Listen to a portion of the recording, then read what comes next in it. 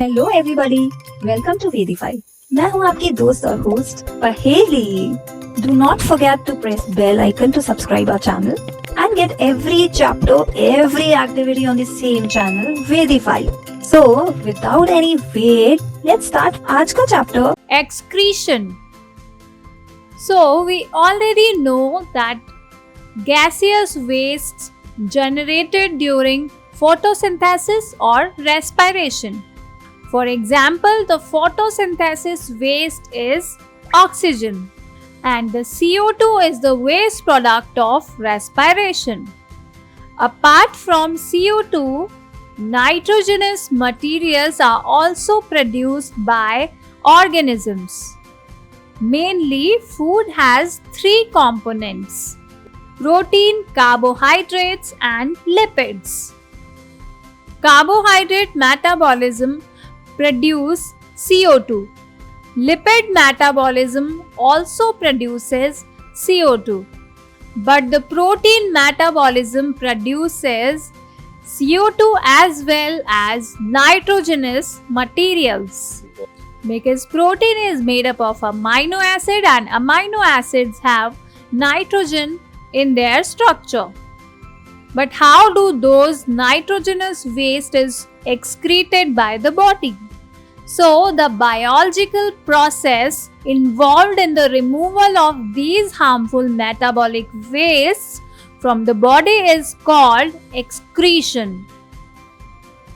Different organisms have different organs and different strategies to do this. So how does amoeba release its nitrogenous waste? It removes waste by simple diffusion from the body surface into the surrounding water. But what about multicellular organisms? They have specialized organs to do so. Let's talk about excretion in human beings. So here we are going to dissect a human body. Can you see the number of kidneys? 2. This is left kidney and this is right kidney. That means a pair of kidney is present in a human body. A tube-like structure is originated from the kidney. This tube-like structure is known as ureter. Ureter opens into the dilated part called as urinary bladder. Urinary bladder opens outside through a tube-like structure called as urethra. So where does the urine form? Urine is formed in the kidney. So urine produced in the kidneys passes through the ureters into the urinary bladder, where it is stored until it is released through the urethra. But how does kidney produce urine? To understand it better, let's go deep into the kidney. Can you see the numerous tube-like structures in kidney? These tube-like structure is known as nephron. So nephron is the unit of kidney. And we are going to show you a single nephron here. Can you see the dilated part of this nephron? This is known as Bowman's capsule. Bowman's capsule receives a branch of renal artery. Renal artery is full of the urea. Renal artery is further divided into glomerular capillaries. Because of the high pressure in renal artery, the fluid part of blood is filtrated and it enters into the Bowman's capsule. Bowman's capsule opens into a coiled tube-like structure known as proximal convoluted tube. Proximal convoluted tube opens into the loop of Hanley. Loop of Hanley opens into the distal convoluted tube. Distal convoluted tube opens into the collecting duct.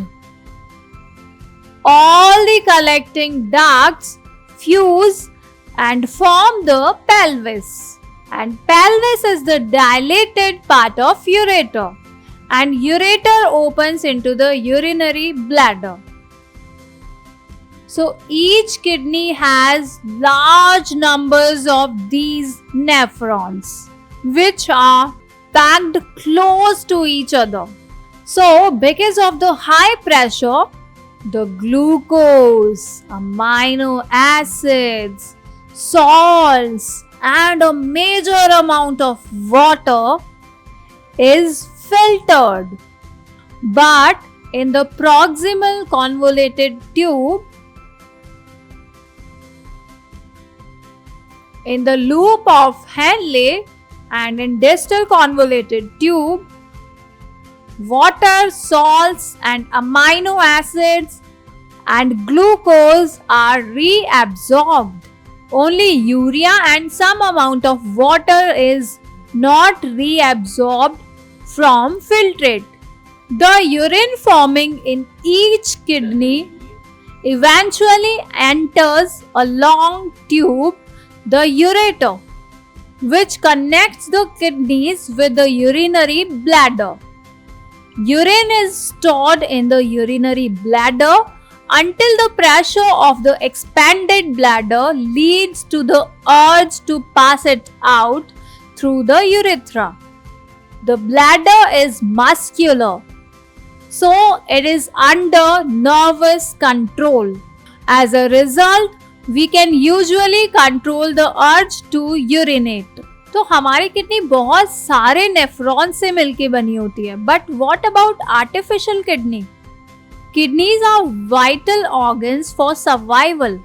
Several factors like infections, injury or restricted blood flow to kidneys reduce the activity of kidneys.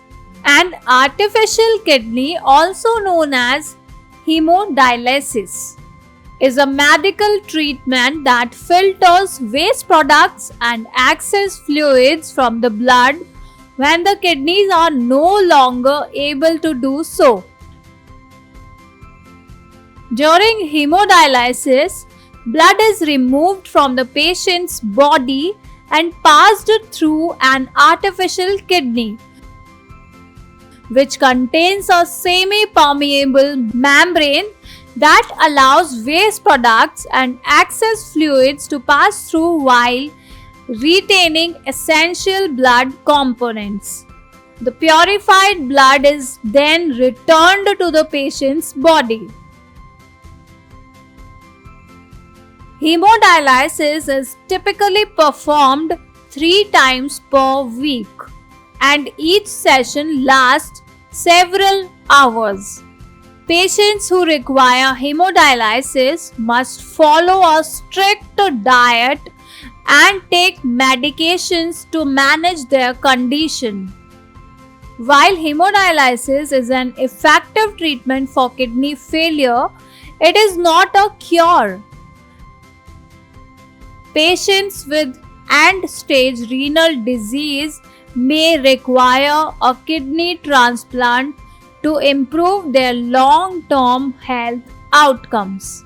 Normally, in a healthy adult, the initial filtrate in the kidneys is about 180 liters daily.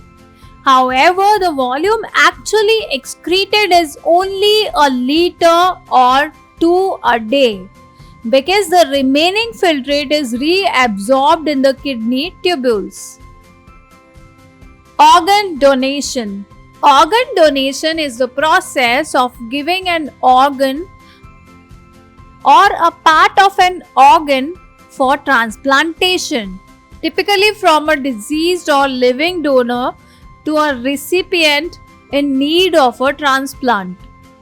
Organ donation can save lives and improve the quality of life for those in need of a transplant. There are many different types of organs that can be donated, including the heart, lungs, liver, kidneys, pancreas, and intestine. Living donors can donate a kidney, a portion of the liver, lung, or pancreas, while deceased donors can donate multiple organs and tissues. Donation of an organ may be done by the consent of the donor and his or her family. Anyone, regardless of age or gender, can become an organ or tissue donor. Organ transplants can save or transform the life of a person. Most organ and tissues donations occur just after the donor has died or when the doctor declares a person brain dead. But some organs such as kidney, part of a liver, lung, etc. and tissues can be donated while the donor is alive. Excretion in plants. Plants use completely different strategies for excretion than those of animals. Oxygen is the waste product generated during photosynthesis, and CO2 is the waste product generating during respiration. We have already discussed how plants deal with oxygen as well as CO2. How do plants get rid of excess water? Plants can get rid of excess water by transpiration. And for other ways, plants use the fact that many of their tissues consist of dead cells and that they can even lose some parts such as leaves. When the leaves cells are dead, plants shed their leaves. Many plant waste products are stored in cellular vacuoles. Other waste products are stored as resins and gums.